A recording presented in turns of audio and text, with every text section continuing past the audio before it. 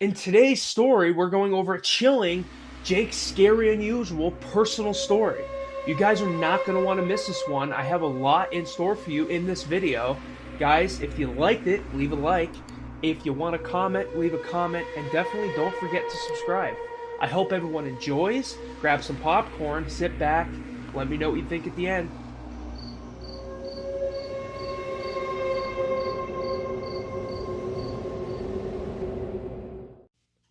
It was an early 2000s summer night when I was a teenager, and me and my mother decided to go walk up my grandmother's house. So when we got up there, we went in, we had some dinner, we hung out, chit-chatted, my grandmother, my uncle, all that, my grandfather, cousins. We were all having a good time, telling stories and everything. They have a deck off the back of their kitchen. So we went on that deck. It was, at that time, mind you, it was past dinner time. It was in the summer. So it was around 7, 8 p.m., so it was still light out a little bit. But I was personally looking out back into the bushes and the tree line. And I seen something kind of back there. And I remember this very fondly, like there was something there. And it was like staring back at me.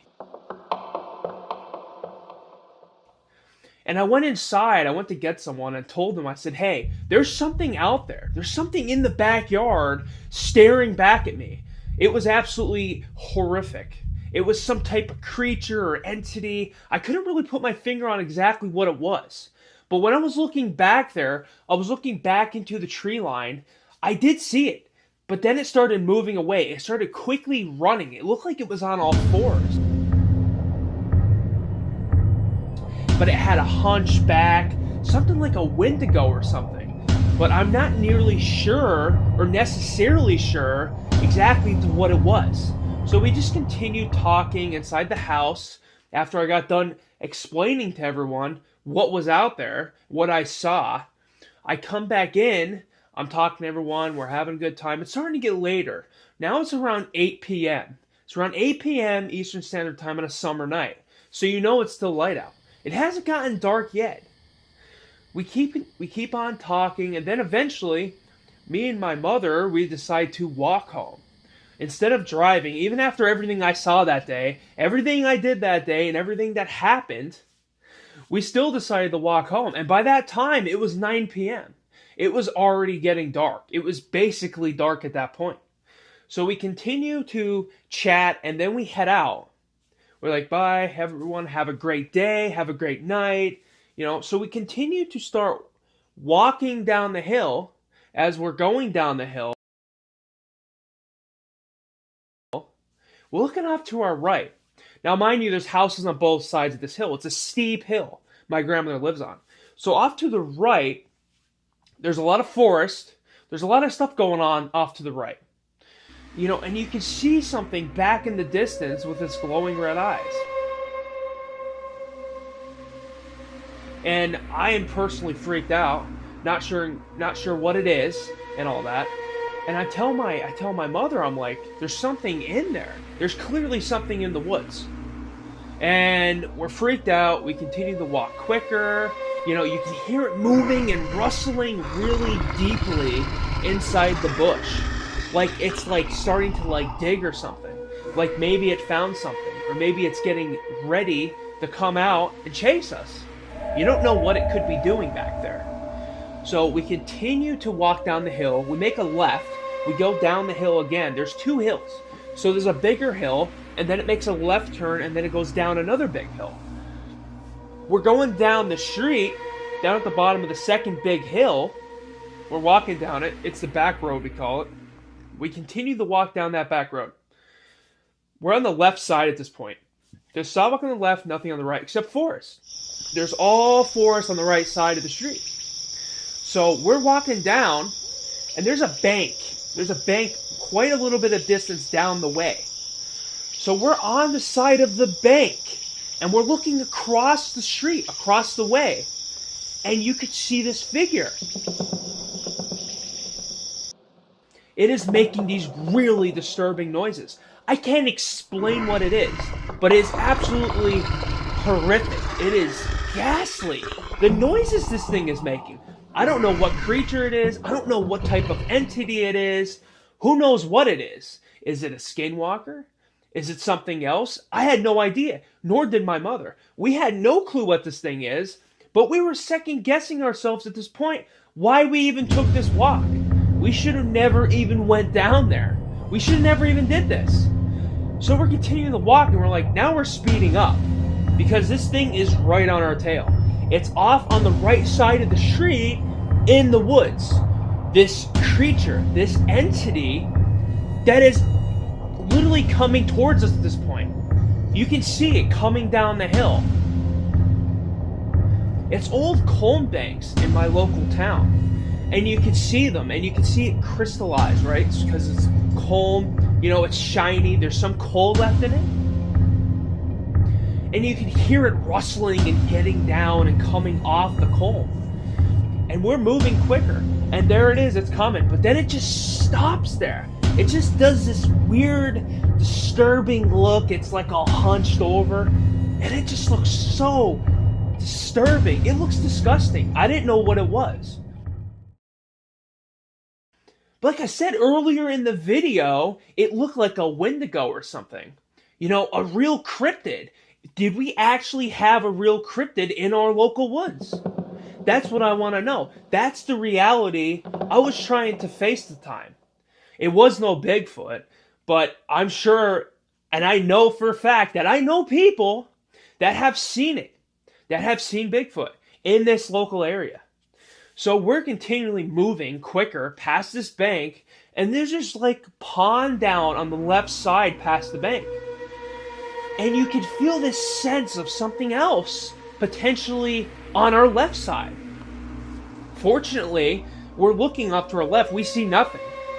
But you can see and you can hear this thing making more noises on our right side again.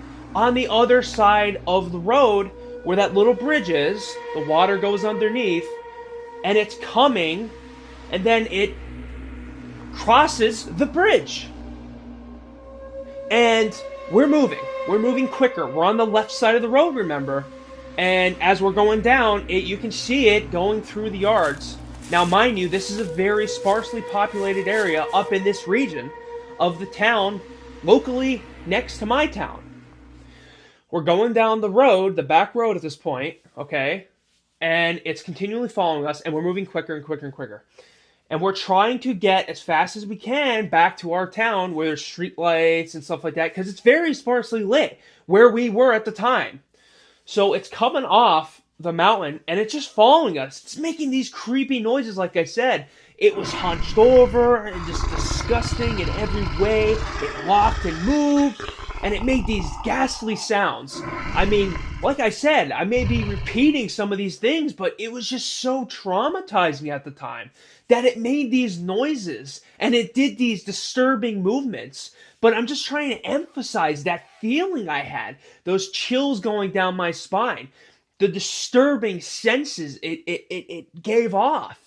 You know, it's something that you do not want to experience personally. Having these cryptid or entity type beings following you as you're walking home in the summer night, mind you, while it's dark. At this point, it was 9:30, 10 o'clock.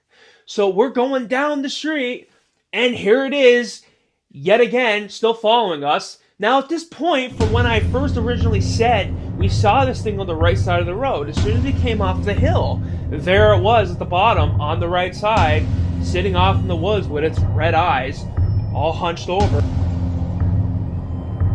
Down we were at this point. We only had about a half a mile to go. So we're continually walking, you know, we're at this point, we're praying, we're hoping this thing goes away. It definitely wasn't a wolf. It didn't sound like a wolf. It didn't look like a wolf. And it certainly didn't act like a wolf. It was a different type of predatorial sense it had. This different type of stance it had that no one really understood. Especially me and my mother. Because when we explained this story later on, no one had any idea on what it was or what it was doing. You know, we don't even know what this creature was. But it was prowling. It was getting closer. It was making disturbing and type of noises coming down the back road on the right side. So as we're getting closer to home, you know, we're going up this hill. You can see it's still off. There was an old coal breaker, you know, a really old coal breaker building that was there that got torn down, but the mine entrances around that area were still open. So I'm thinking to myself at this time, is this thing living in the mines, the old mines with the rusty tracks and the creaking walls and all the wooden beams, because that's what's really going on underground these mines.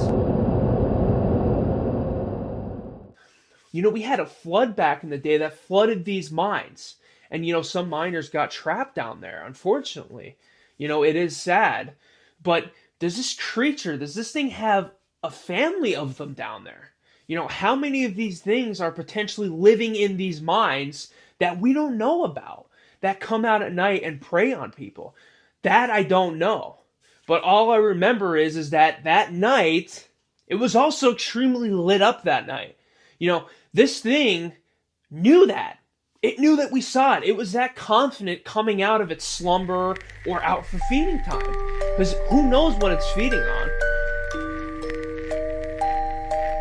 Who knows what it's going after?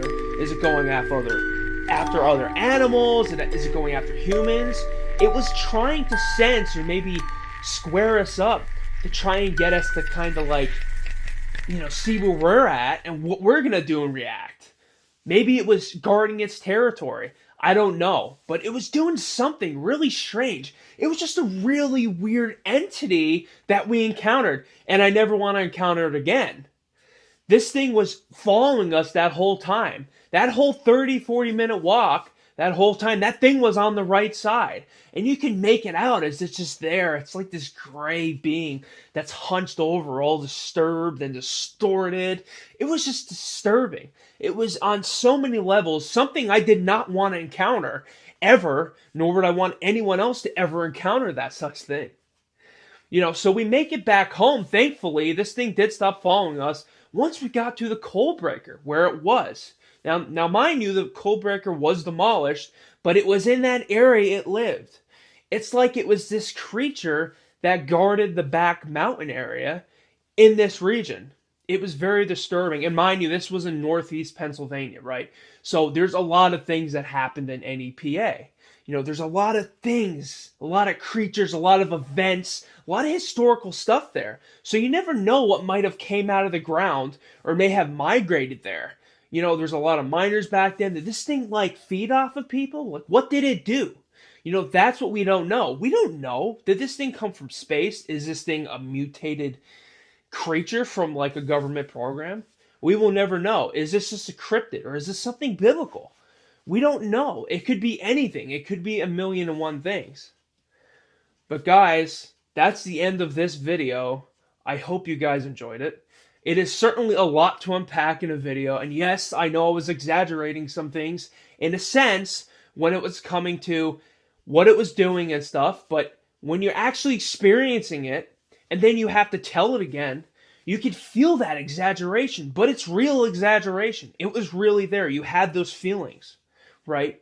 So if you liked the video, please give it a like. I appreciate it. Definitely share it. If you have people that would be into this types of scary, unusual, chilling content, that is what my channel is focused on.